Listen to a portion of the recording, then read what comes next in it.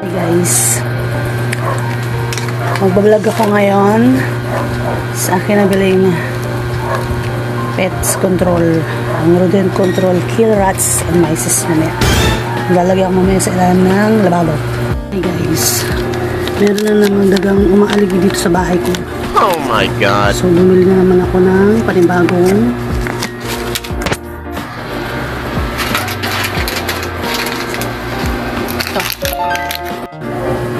napakahusay niya.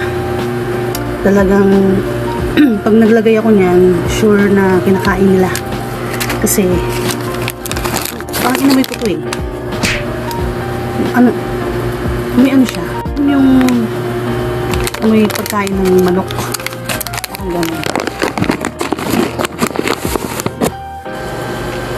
Yan. Hindi ko lang tinikman.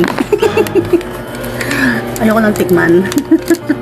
Ako siyang tikman, syempre. Hindi naman yan para sa akin. Para yan sa daga.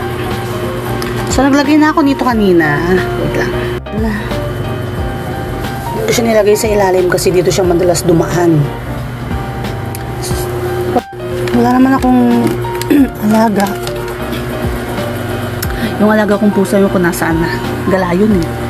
Babalik lang dito pagka bondat na naman siya. Kailangan na naman yan ng aruga ng isang ina.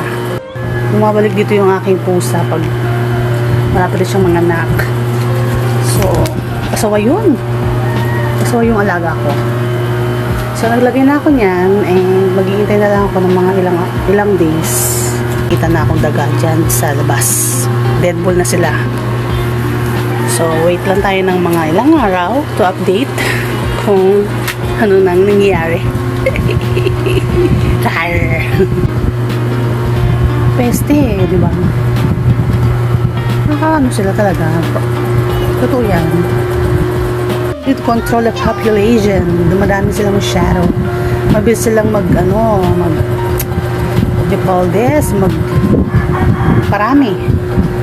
Kaya, ganon. TikTok shop. Rodent control, kill rats and mice. But ako nito, pero parang hindi siya effective. Lalo na pag malalaking daga. Hindi siya effective. Sayang lang. Ang pwede lang dyan, ipis siguro, doon lang. So, wait na lang po tayo sa result. Grabe yung puta ng labi ko. Kumain kasi ako eh. Ang putla niya, diba?